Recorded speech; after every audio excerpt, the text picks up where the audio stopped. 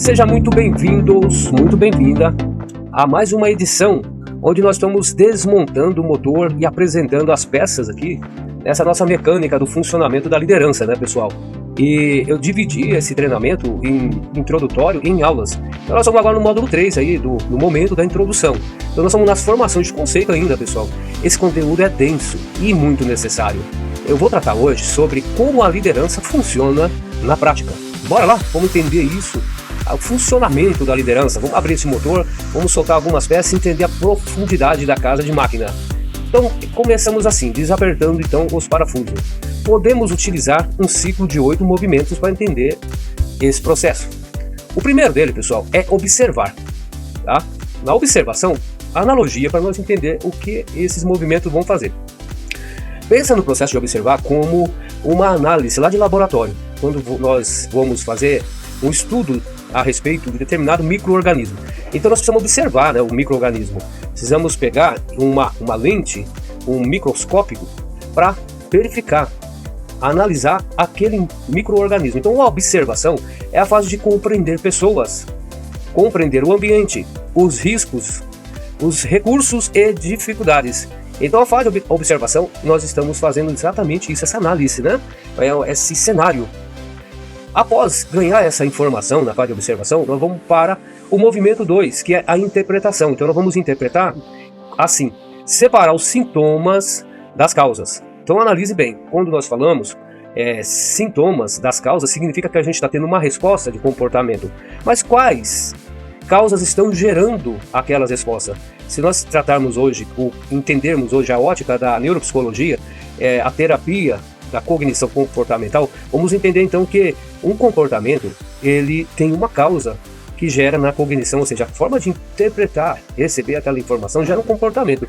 Então o sintoma, ele é ambiental. Né? Então assim, o ambiente ele vai conseguir fazer com que pessoas desenvolvam alguns tipos de comportamento. Então a interpretação, o movimento 2, e temos que uma queda de produtividade, por exemplo, pode ser preguiça. Pode ser, entendeu? Preguiça mesmo. Mas também pode ser falha de planejamento. Olha, então a interpretação ela muda aqui. Então a falha de planejamento ela não está sobre a pessoa que está sendo observada, mas sim a pessoa que montou o arranjo organizacional. Se pensar em psicossocial aqui, pessoal, é um peso profundo, né? Porque o arranjo do trabalho, ele não é de competência de quem executa. Com certeza não. Então, nós estamos falando agora, se for uma falha de planejamento, que a competência está mais acima. Então, ela é de ordem do time de planejamento, junto com a diretoria. Pode ser falha no equipamento, que é inadequado. Pode ser conflito, né, na equipe, por exemplo. Isso pode existir, com certeza, e existe mesmo. Pode ser exaustão, ou instrução mal compreendida. Olha aí. Então a interpretação, de fato, a gente precisa separar os sintomas das causas. O que a pessoa sente, o que está causando aquele sentimento. Então a terapia cognitiva comportamental, se nós pensar em termos dela sintomática, ela fala muito conosco. Então os fatores de risco psicossociais, por exemplo, eles conversam muito conosco. Então essa lei da NR1, que hoje é obrigado a observar esses fatores com relação ao trabalhador na linha de produção, ela precisa ser levada muito a sério. Não é frescura, não é preguiça, não é corpo mole. De fato, nós precisamos ver escalas organizacionais de acordo com o que trata a NR17 mesmo. Como foi desenhado o arranjo de trabalho, por exemplo. Vamos continuar então aqui, aprofundando na nossa mecânica do motor, do líder, desmontando essa ciência, né, da formação do líder. E vamos para o movimento 3. Então nós vamos tratar aqui sobre definir a missão. Então, o líder precisa definir a missão. Então, para nós pensarmos nesse termo, o líder precisa declarar claramente qual resultado deve ser alcançado. É isso. E então vamos pensar o seguinte, ó, quando nós vamos fazer uma certificação, preparar uma empresa para ser certificada no sistema de ISO, né, sistema, seja ela de qualidade do produto ou qualidade em segurança do trabalho ou outros sistemas dentro da norma ISO, nós precisamos definir a missão, que vai ser uma inspiração da alta direção, em que ele vai definir qual que é a missão, qual que é o propósito, né, de buscar essa certificação. É a qualidade do produto? É a quantidade de produto?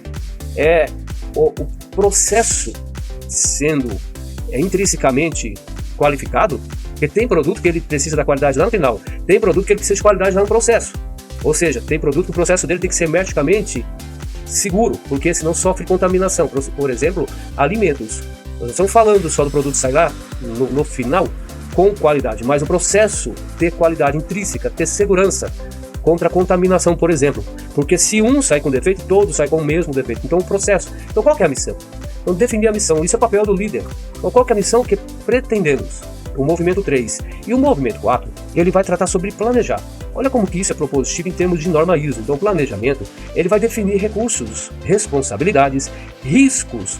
E se nós lembrarmos lá no movimento da ISO, no item 4.4, que fala sobre a gente tem que reconhecer os riscos e as oportunidades. Ou seja, quando vai planejar, precisa levar em consideração quais riscos estão presentes no processo e quais são as oportunidades para assumir esses riscos também, né? Porque nem tudo é lucro, a gente precisa entender que também nem tudo é risco.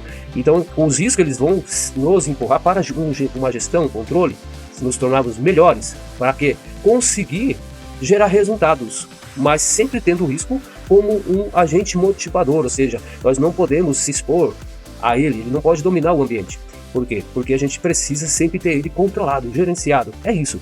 Então definir recursos, ou seja, nessa fase no planejamento, vamos verificar quais recursos humanos que a gente precisa no planejamento, quais recursos de infraestrutura é necessário, por exemplo, máquina, recursos financeiros, recursos de infraestrutura de ambientes, recursos de tecnologias, recursos e competências. Então o planejamento ele vai exigir essa fase. As responsabilidades faz parte, vai ficar na responsabilidade de quem? Competências. Definir as competências de quem assume cada etapa. Na entrada, como que vai entrar esse processo, vai entrar essa produção, como que vai ser processada, a responsabilidade de quem vai estar ali cuidando desse momento, e a saída dessa produção, a responsabilidade de quem vai checar, fazer a avaliação, ver se todos os requisitos que foram planejados estão atendendo as necessidades, né, que estão atendendo as expectativas, se a missão está sendo assegurada, nós vamos conseguir ver lá na checagem. E, de novo, voltando para os riscos, verificando nesse momento se foi mitigado o risco ou não. Porque é exatamente na saída de processo que a gente consegue ver se os riscos eles ainda estão presentes e se estão, nós precisamos quantificar. Não é só qualificar, quantificar, dá para medir esse risco, indicadores, né, por exemplo, vai nos dar condição de perceber se estamos no caminho, avançando para o sucesso, ou estamos na linha, no limite de prejuízo.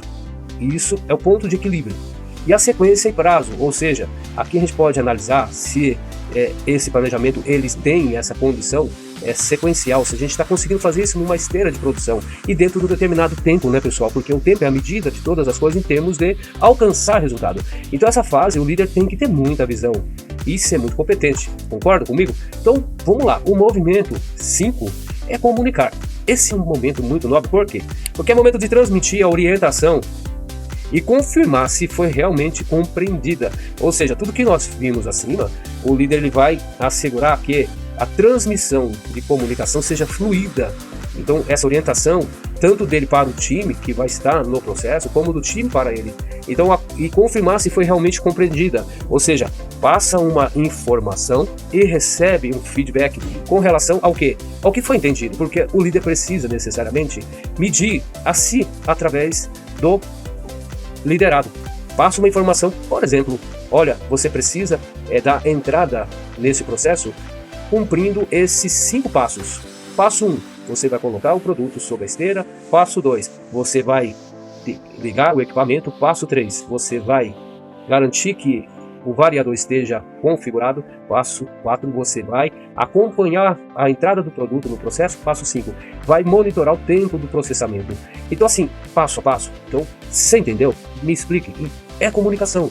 Nesse momento o líder vai estar preparando pessoas e buscando compreensão e entendimento para que, na memória de procedimento, que vai ser usado todos os dias, o comportamento, a repetição, vai garantir que aquele procedimento tomou um encaminhamento na memória procedural, que é o procedimento de compreensão que se torna extremamente eficiente, repetitivo e altamente eficaz. O movimento 6, nós vamos estar buscando orientar, ou o líder vai demonstrar, a mobilização, ou seja, mobilizar. O que é isso? Conseguir compromisso, então, ou seja, mobilizar recurso, pessoal, mobilizar força, energia, compreensão, cognição, emoção. Então, conseguir compromisso não apenas obediência momentânea. Então nós estamos dizendo que existe um engajamento. Então, se olhar novamente, eu vou usar a ISO como exemplo aqui, porque é exatamente o contexto dela que vai mostrar que, de fato, o processo do PDCA vai acontecer bem quando existe uma missão em que o time se mobiliza e engaja no processo em busca de resultado. Então, uma missão, quando ela gera esse despertar de comprometimento, não apenas obediência momentânea, o resultado ele vai acontecer com prazo. O sucesso está assegurado. O caminho é esse. Então o líder precisa ter essa capacidade de mobilização da equipe. E no movimento 7 da liderança, nesse estudo, nós estamos falando sobre acompanhar. Ou seja, o líder ele vai acompanhar o quê? A verificação, a execução no local onde o trabalho acontece.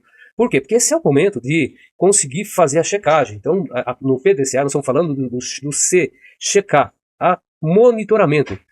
Conseguir medir mesmo se todo o arranjo organizacional está produzindo o efeito desejado. Então, o acompanhamento é conseguir fazer diagnóstico. Se toda a energia, toda a infra que foi mobilizada no sentido da missão, se está conseguindo atingir o propósito desejado. E o próximo passo, o próximo movimento, é corrigir e aprender. Olha como isso está dentro da ISO, que é a melhoria, ou seja, corrigir desvios. Existe padrões estabelecidos lá no procedimento, que está buscando a missão, né? O objetivo, o propósito e tal. Então, ou seja, quando chegar no momento de corrigir, nós estamos falando o quê? A melhoria. Se teve desvio, por exemplo, lá no final, vi que o gerenciamento do risco, com relação a riscos e oportunidades, ele está na linha, na divisória, mais para risco do que oportunidade. Precisa de maior controle. Então, corrigir esse desvio. Se tiver esse desvio aparecendo, precisa tomar uma medida. E reconhecer acertos e melhorar o processo. Então, o que está certo aqui? O que está acontecendo? Então, a infra foi levantada, as pessoas, as competências, os cargos, as máquinas, equipamentos, energia, matéria-prima, está tudo certinho. O que está faltando aqui, por exemplo, num processo, para a gente entender a saída de um processo e a melhoria, é mais velocidade, por exemplo. Preciso melhorar um pouquinho mais a velocidade. Então, eu preciso melhorar, quando eu estou falando velocidade, toda a infraestrutura eletromecânica do equipamento. Eu estou falando exatamente específico. O líder precisa ver onde que eu preciso melhorar. Não, eu preciso melhorar a competência. O trabalhador precisa de mais treinamento. Por quê? Não está conseguindo perceber que o produto está ficando comprometido na saída em virtude do passo 1, na hora de fazer a checagem, com relação à disposição do produto na hora de entrar no processo. Por exemplo, quantos processos a gente pode usar nessa nosso estudo aqui. Então esse ciclo pode ser resumido em ver, ou seja, ver.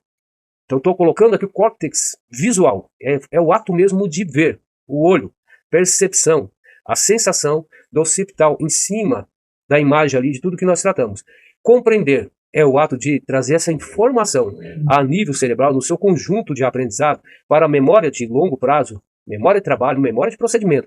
E, é claro, quando eu estou vendo, estou na memória de curto prazo, memória sensitiva. E levar isso ao nível de longo prazo, de memória de trabalho, de procedimento. Compreender tudo isso e decidir. Olha só como existe todo um conjunto que vai passar pela neurobiologia, a neuropsicologia. Porque a decisão, pessoal, é um processo que vai envolver uma série de mecanismos. Dentre eles, estou falando do córtex cerebral, nós estamos falando sobre o lóbulo frontal, ou seja, o córtex frontal, onde nós decidimos, planejamos, onde tomamos decisão conscientemente. E é onde nós, inclusive, conseguimos formar todo um conjunto de análise para comunicar, por exemplo. Então nós conseguimos falar, conseguimos escrever, conseguimos transmitir informações. Então ver, compreender, decidir, comunicar e agir. Então o momento da ação, ela vai ser uma etapa de um processo que, se nós pensarmos em termos de melhoria, é aquela fase em que o processo precisa passar por uma melhoria. Então existe um relatório que nós identificamos falhas, por exemplo, que nós vamos registrar ela, porque a gente precisa monitorar. Precisamos mostrar onde que está os nossos gargalos, onde que encontram-se as nossas falhas, microfalhas, ou até falhas mais sensíveis, não importa. Mas a gente pensa assim, ó, vou agir aqui. Então eu vi, compreendi, decidi, comuniquei e vou fazer um plano de ação. Agir. Após essa etapa, acompanhar. Por quê? Eu preciso ver se aquela ação, depois de iniciada, se está trazendo o resultado esperado. O processo passou a melhorar. E uma vez que precisa de outras melhorias, volto de novo a corrigir E, novamente, desenvolver procedimentos. Ou seja, eu agi, atuei e ainda não consegui, vou acompanhar, vou corrigir, vou desenvolver. É um ciclo constante. Então o líder, ele precisa ter capacidade e de monitoramento contínuo nesse movimento 8. O movimento, pessoal, eles são importantes, esses 8 movimentos, para que nós consigamos nos balizar, ou seja, nos preparar. Vamos pensar numa máquina, né, que ela tem uma calibração. Então, nos calibrar todos os nossos sentidos, junto com o nosso time, para atingir a eficácia no processo. Beleza? Eu vou ficar nessa aula somente até esse movimento 8, onde nós tratamos sobre esse assunto tão importante, em que eu usei o PDCA do Sistema de Gestão de Qualidade como um exemplo. E na próxima aula nós vamos falar, ainda no módulo de introdução, sobre os principais estilos de liderança. E aí nós vamos ver as liderança diretiva, liderança participativa, liderança desenvolvedora, liderança delegadora, liderança situacional e o que um líder deve fazer diariamente. Beleza, pessoal? Nos veremos na próxima aula, então, com mais desenvolvimento dessa abertura do motor e entender os funcionamentos da liderança e como que a gente vai fechar depois todo esse conjunto de informação para a formação de atitude.